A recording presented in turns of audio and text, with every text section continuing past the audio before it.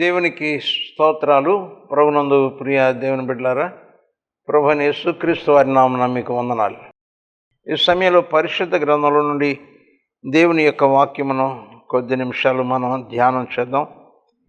లూకా సువార్త 18వ అధ్యాయము మొదటి వచనంలో రాయబడినటువంటి వాక్యం. వారు విసుకక నిత్యము ప్రార్థన చేయుచుండవలెననుటకు ఆయన వారితో ఈ ఉపమానము చెప్పెను. దేవునికి స్తోత్రాలు. ప్రభు తన వాక్యం మన కొరకు ఆశీర్వదించును గాక. ఆమేన్.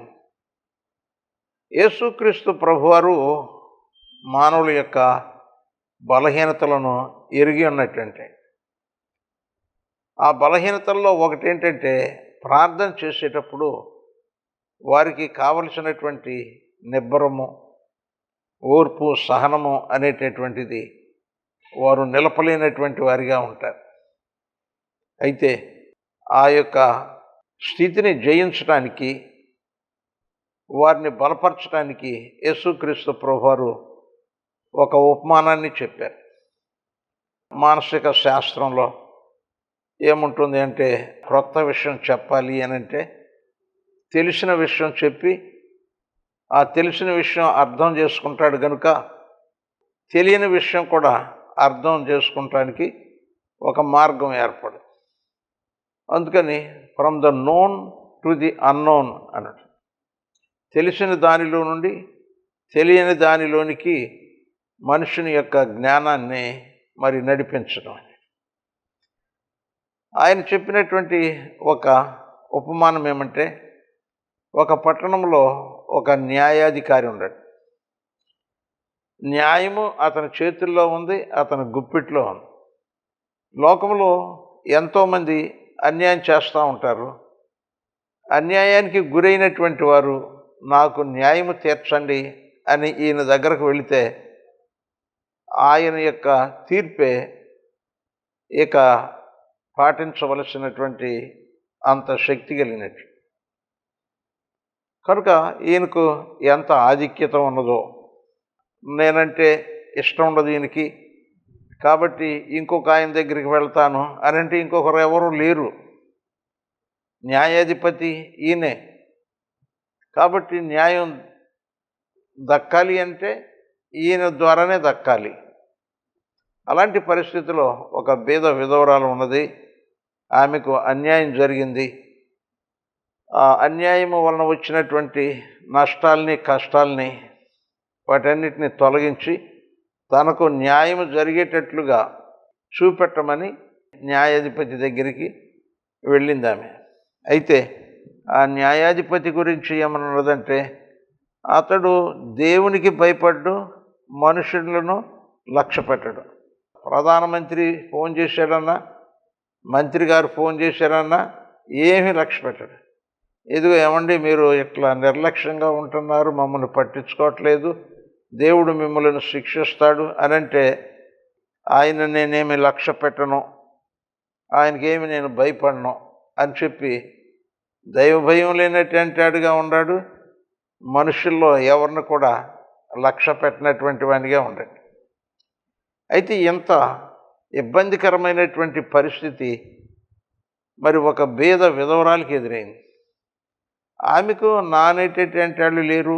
న్యాయస్థానంలో తన పక్షంగా వ్యాజ్యము పరిష్కారం అయ్యేటట్లుగా ప్రయత్నం చేయటానికి ఆమె దగ్గర ధనము లేదు, ప్రజలు లేదు, ఎవరు లేరు. కానీ ఆమెకు మాత్రం ఒక మనస్సు ఏమిటి అనంటే, రోజు వెళ్తాను, ఆయన్ని అడుగుతాను, అయ్యా నాకు న్యాయం తీర్చమని. మరి ఉదయం వెళ్తాను, సాయంత్రం వెళ్తాను, నాకు ఇక తీరిక ఉన్నప్పుడల్లా వెళ్ళి ఆయన్ని అడుగుతానే ఉంటాను. ఆయన ఎప్పటికి తీరుస్తాడో అప్పటికే నాకు న్యాయం దొరుకుద్ది అని చెప్పి ఒక పనిని ఆమె ఎంచుకుంది. ఏమిటి అనంటే, ఏమీ విసుగనేటటువంటిది లేకుండా, నిరాశ చెందకుండా, నేను బ్రతికున్నంత వరకు ఆయన నా కేసు పరిష్కారం చేసి నాకు న్యాయం తీర్చేంత వరకు నేను ఆయన దగ్గరికి వెళ్ళి అడుగుతానే ఉంటాను అన్నట్టుగా ఆమె నిర్ణయించుకుంది. అందుచేత ఆమె రోజు ఉదయం వెళ్ళటం, మళ్ళా సాయంత్రం వెళ్ళటం, ఇట్లా మొత్తం మీద ఆయన్ను, అయ్యా నా వ్యాజ్యం తీర్చండి, నాకు న్యాయం తీర్చండి అని అడుగుతూ ఉంటే చాలా దినములు ఆమెను ఏమీ లెక్క చేయలే. కానీ అతనికి ఒక విధమైనటువంటి విసుగుదల వచ్చింది. ఏమిటి అనంటే, ఇదిగో ఈమె రోజు వచ్చి నాకు చాలా ఆటంకం కలిగిస్తుంది, కాబట్టి ఈమె వలన కలిగేటటువంటి ఆటంకము తొలగించుకోవాలి అనంటే ఈమె సమస్య ఏంటో గమనించాలనుకున్నాడు. ఆ వ్యాజ్యమును ఆయన ఏం చేశాడంటే పరిష్కారం చేశాడు. ఈమె పక్షంగా న్యాయం తీర్చాడు. తనకు జరిగినటువంటి అన్యాయము అది తొలగించబడింది. ఇక ఆమె న్యాయాధిపతి దగ్గరకు రోజు వచ్చి ఆయన బతిమలాడటం ఇలాంటిది ఏది ఇక లేదు. ఆ న్యాయాధిపతికి కూడా ఎంతో విశ్రాంతిగా. బైబిల్లో విజ్ఞాపనకర్తలారా యెహోవాను విశ్రమింపనీయకుడి అని దేవుని యొక్క వాక్యం. దేవుణ్ణి విశ్రాంతి తీసుకొని ఇవ్వకండి.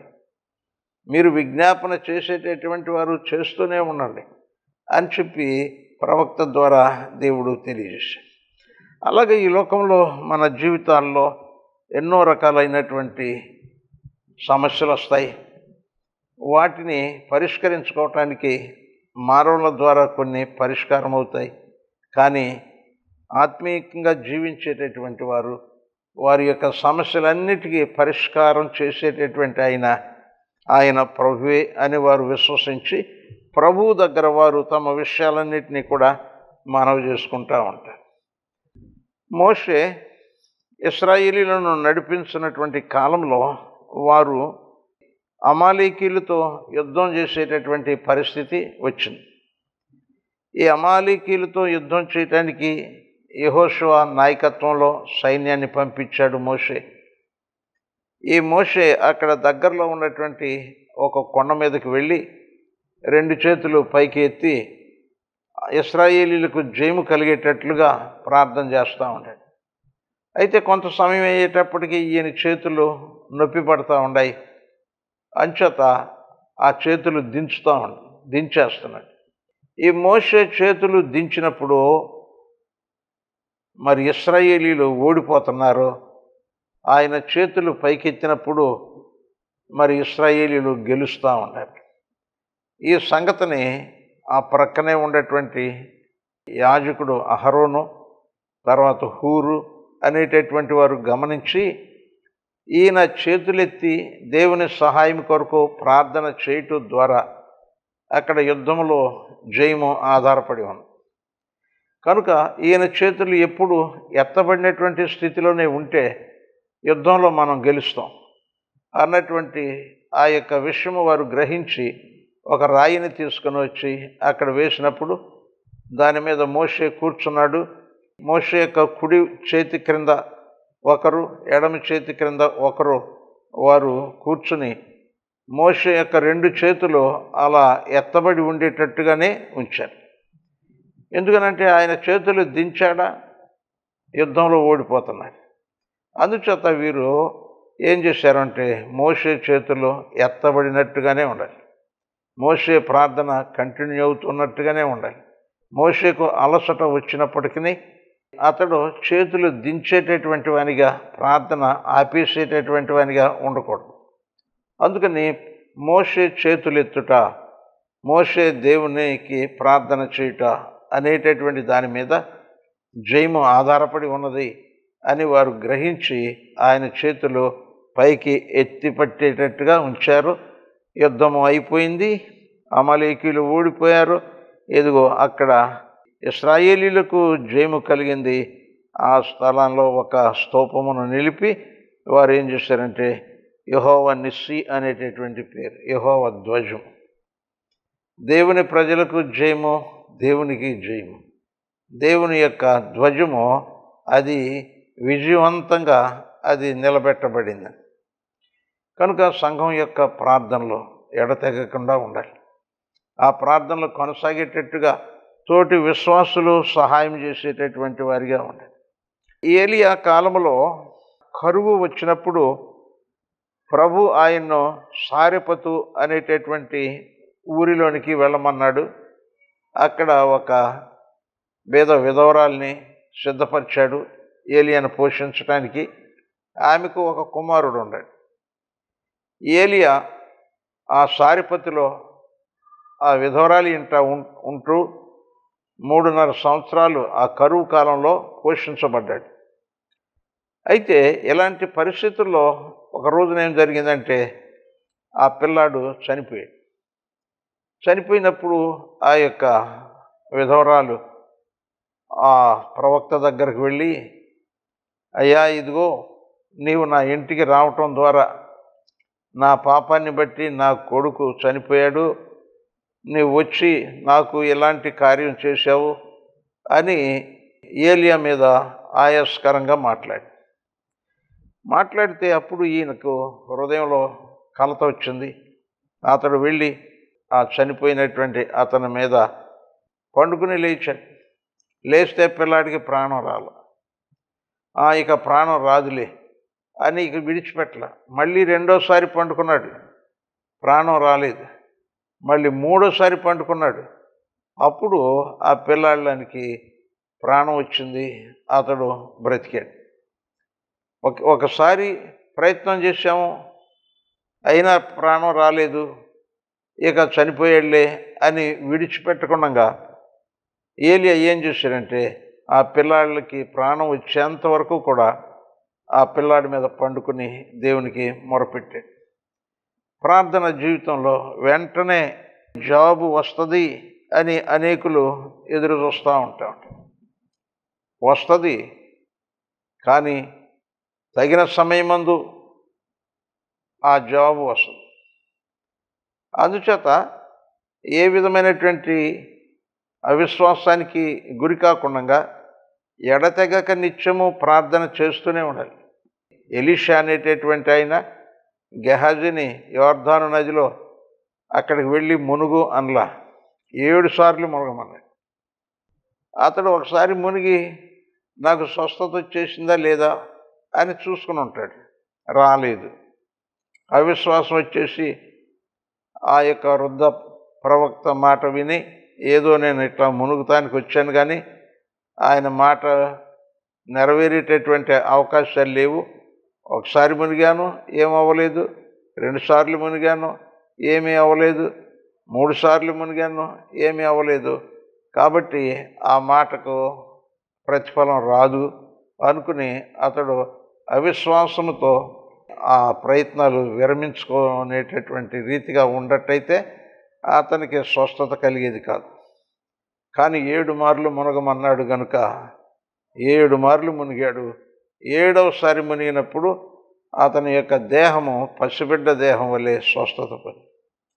అలాగే ఏలియా విషయంలో కూడా మనం చూసినట్లయితే అతడు ఆహాబు అనేటటువంటి రాజు ఆ కాలంలో వర్షము పడకుండా 3.5 సంవత్సరాలు ఆగిపోయినాయి ఏలియా ప్రార్థన బట్టి.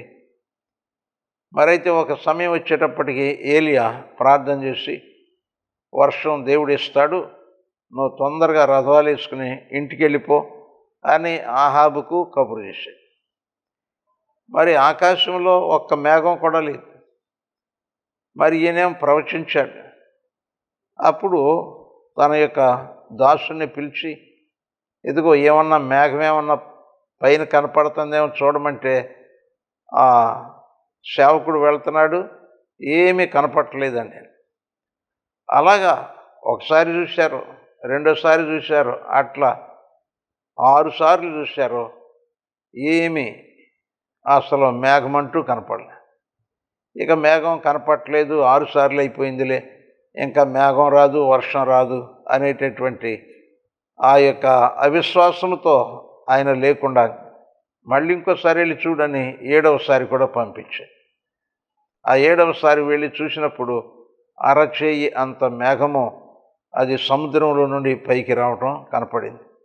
కొద్ది నిమిషాల్లోనే అది ఆకాశమంతా చీకటి పడేటంత దట్టమైనటువంటి మేఘాలతో నిండిపోయి గొప్ప కుంభవృష్టికి వచ్చింది. కాబట్టి దేవుని కార్యము తప్పక జరుగుద్ది. ఆలస్యమైనప్పటికీ అది తప్పక నెరవేరును అని దేవుని యొక్క వాక్యం మనకు తెలియజేస్తాం. అంచేత యేసుక్రీస్తు ప్రభువారు ప్రార్థన చేసేటప్పుడు అడుగుడి మీకు ఇవ్వబడును, తట్టుడి మీకు తీయబడును, వెదకుడి మీకు దొరుకును అని చెప్పి అడగండి, వెదకండి, తట్టండి. అడగగానే రాలేదు కదా అనేసి మానేయబాకండి.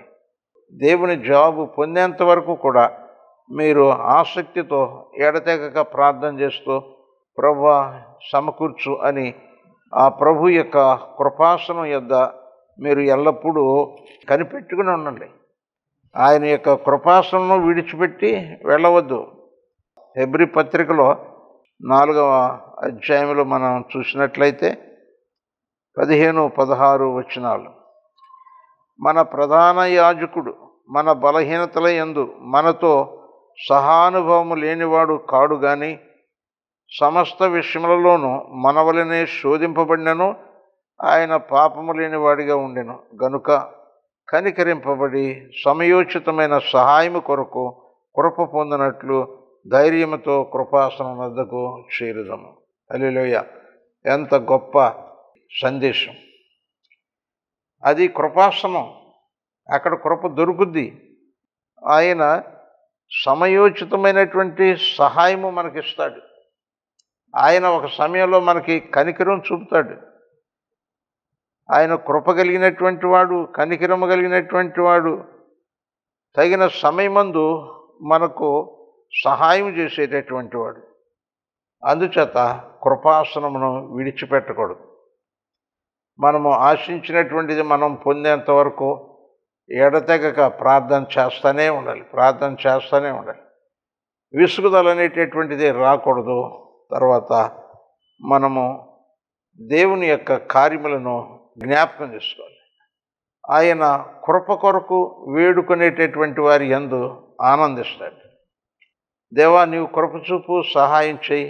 నాలో ఈ మేలు పొందటానికి ఏ అర్హత లేదు, కానీ నీవు నా యందు కృప చూపి నాకు ఈ సహాయం చెయ్యి అని చెప్పి ఎడతెగక ప్రార్థన చేసేటటువంటి వారంటే ఆయనకి ఎంతో సంతోషం. ప్రభునందు ప్రియ దేవుని బిడ్డలారా, హెబ్రీ పత్రిక 11వ అధ్యాయంలో 6వ వచనంలో మనం చూస్తే, విశ్వాసము లేకుండా దేవునికి ఇష్టుడయుండుట అసాధ్యం. దేవుని యొద్దకు వచ్చువాడు ఆయన ఉన్నాడనియు తనను వెదకు వారికి ఫలము దయచేయవాడనియు నమ్మవలెను కదా. దేవుని యొక్క ఆసక్తి ఏమిటి అనంటే, మనము ఎడతెగక నిత్యము ప్రార్థన చేస్తూ ఉండేటట్టయితే మన ప్రార్థన తప్పకుండా ఆయన వింటాడు. ఆయన జాలి కలిగినటువంటి వాడు, ఆయన కనికరము కలిగినటువంటి వాడు, ఆయన కృప చూపేటటువంటి వాడు, ఆయన దీర్ఘశాంతుడు. ఆయన తన యొద్దకు వచ్చు వారిని ఏమాత్రము కూడా త్రోసివేసేటటువంటి ఆయన కాదు. ఇవన్నీ మనకు తెలియజేయటం ద్వారా మనకు ఒక విశ్వాసం కలుగుతుంది. ఏమిటి అనంటే, ఇదిగో బైబిల్ గ్రంథంలో, మరి పాత నిబంధన గ్రంథంలో, క్రొత్త నిబంధన గ్రంథంలో, ఇంకా తర్వాత మనకు తెలిసినటువంటి అనేకుల జీవితాల్లో ఆ ప్రభు ఆయన మీద ఆధారపడినటువంటి వారిని, ఆయన్ను ప్రార్థించేటటువంటి వారిని ఎన్నడూ కూడా నిరాశపరచలేదు. అలాగే నేను కూడా విశ్వాసంతో ఆయన కృప కొరకై వేడుకునేటటువంటి వానిగా ఉంటే ఆయన నన్ను కూడా ఏమాత్రం కూడా నిరాశపరచు. నా యొద్దకు వచ్చేవారిని నేను ఎన్నడూ త్రోసివేయనని సెలవిచ్చినటువంటి దేవుడు. ఆయన ప్రార్థన చేయి వారందరి ఎడల కృప చూపుటకు ఐశ్వర్యవంతుడు. ఆయనకు ఏ భేదము లేదు. యూదుడని లేదు, గ్రీసు దేశస్థుడని లేదు. మరి ఏ భేదము, కుల భేదం కానీ, దేశ భేదం కానీ ఈ అసలు ఆయనకి ఉండనే ఉండవు. కేవలము ఆయన యందు విశ్వాసం ఉంచి ఆయన కృప కొరకు ప్రార్థించేటటువంటి వారిగా ఉంటే వారికి ఆయన సహాయం చేసి వారి ప్రార్థనలు ఆలకించి వారికి ప్రతిఫలాలు దయచేస్తాయి. అందుచేత ప్రభు మన జీవితంలో మన ప్రార్థనలు ఫలించాలి అని ఆయన ఆశపడుతూ ఉంటాడు. అయితే మన యొక్క మానవ బలహీనతను బట్టి, లోకంలో ఉన్నటువంటి ఆ యొక్క తొందరపాటు సాతానుడు కలిగించేటటువంటి నిరాశలను బట్టి మనము ఇక జాబు రాదు అన్నట్టుగా నిరాశ చెందుతూ ఉంటాం. అయితే యేసుక్రీస్తు ప్రభువారు ఆయన నశించిన దాన్ని వెతికి రక్షించడానికి వచ్చాడు. ఆయన వాగ్దానం చేశాడు, అడుగుడి మీకు ఇవ్వబడినని. కనుక ఆయన్ను ఎడతెగక ప్రార్థించేటటువంటి వారికి వారు అడిగినది తప్పకుండా అనుగ్రహిస్తూ ఉంటాడు. నమ్మదగినటువంటిది. నేను ఒక సాక్ష్యం విన్నాను. ఒక బిషప్ గారు చెప్పాడు. త్రినాథ్ తివారీ అని ఒక వేద పండితుడు ఉన్నాడు అలహాబాదులో. ఆయన నెహ్రూ కుటుంబానికి కుటుంబ ఆచార్య, కుటుంబ పూజారి. అయితే అతనికి ఒక డౌట్ వచ్చింది. ఏంటి అందరూ యేసు ప్రభు నమ్ముకుంటున్నారు, మన ఆచార్యులు కూడా చాలామంది నమ్ముకుంటున్నారు, ఒకవేళ ఆయనే దేవుడేమో, నేను దాన్ని గమనించలేదేమో అని అతడు ఒక ఉద్యోగం చేస్తూనే ఉండేవాడు. చాలా ఆయాసపడతా ఉండేవాడు. అయితే ఒక దినాన అతనికి ఒక ఆలోచన వచ్చింది. ఆఫీస్ అయిన తర్వాత ఇంటికి వెళ్ళబోయేటప్పుడు అతను ఆఫీస్ గదిలో నిలబడి యేసు ప్రభు చెప్పిన మాటలు, అడుగుడి మీకు ఇవ్వబడును అని అన్నాడు. నేను ఈరోజు ఒకటి అడుగుతా, అది ఇచ్చాడా? ఆయన సజీవమైనటువంటి దేవుడే, ఆయన మనుషుల ప్రార్థనలకు జవాబు ఇచ్చేటటువంటి దేవుడే అని నేను విశ్వసిస్తాను. ఇక ఆ ప్రభువుని అంగీకరిస్తాను అని ఆయన ఏమడిగాడు అని అంటే, యేసు ప్రభు, రేపు ఈ వేళకు నీవు జన్మించినటువంటి పాలస్తీనా దేశం యొక్క చరిత్ర కలిగినటువంటి పుస్తకము నాకు అందాలి అని అడిగాడు. ఇక ఇంటికి వెళ్ళిపోయాడు.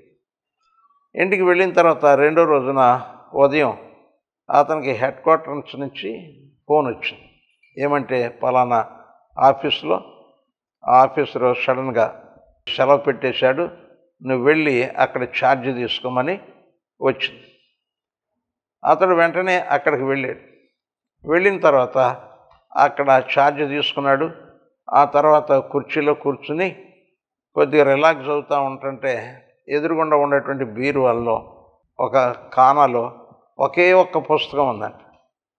మరి ఏంటి ఆ పుస్తకం ఒక్కటే ఉంది అక్కడ అని వెళ్ళి చూస్తే ఆ పుస్తకం పేరు హిస్టరీ ఆఫ్ పాలస్టైన్ అని ఉంది. అతడు ఆశ్చర్యపోయాడు. ఇక యేసుక్రీస్తును దేవునిగా అంగీకరించాడు, బాప్తిస్మం తీసుకున్నాడు, అనేక గ్రంథాలు రాశాడు. తర్వాత అతడు దేవుని యొక్క సువార్త ప్రకటిస్తూ యేసే నిజమైనటువంటి దేవుడు అనేటువంటి సత్యాన్ని, ఆయనను ఏది అడిగినా ఆయన ఇస్తాడు అనేటటువంటి ఆ గొప్ప దైవ సత్యాన్ని బోధిస్తూ ఆయన దేవుని యొక్క సువార్త ప్రచారకుడయ్యాడు. ఆ రీతిగా ప్రభు ఆయన మాట చెప్పాడు అనంటే చేస్తాడు. మనము విసుగక ప్రార్థన చేశాము అనంటే ఆయన నామం పేరిట ప్రార్థన చేయి వారందరి ఎడల కృప చూపుతాడు. ఆయన మనకు సమీపంగా ఉండేటువంటి దేవుడు. కనుక ప్రియ సహోదరుడ, సహోదరి, ఈ జీవితంలో మనము సుఖముగాను సౌఖ్యముగాను భద్రంగాను నిత్యజీవానికి వారసులుగాను ఆశీర్వదించబడిన వారిగా జీవించాలి అనంటే మన శక్తి ఏమాత్రం చాలు, మన అంతస్తులు చాలు, గొప్ప గొప్ప పదవుల్లోనికి వెళ్ళినప్పటికీ అది కూడా ఏమాత్రం చాలు. కానీ మన జీవితానికి కావలసినటువంటి సంపూర్ణమైనటువంటి స్తోమత, అర్హత మనం ప్రభువు దగ్గర ఏది ప్రార్థన చేసి అడిగితే ఆయన యొద్ద నుండి మనం పొందగలం. కనుక ప్రార్థన అనేటటువంటిది ఒక తాళపు చెవి లాంటిది. మన దగ్గర ఏమీ లేవు, దేవుని దగ్గర ఐశ్వర్యం ఉన్నది. ఆ బీరువా తాళపు చెవి తీస్తే ఆయన దేవుని బీరువాలో ఉన్నటువంటి ఐశ్వర్యాలు మనకి లభిస్తాయి. ఆ బీరువా తెరవబడాలి అని అంటే ప్రార్థన చేయటం.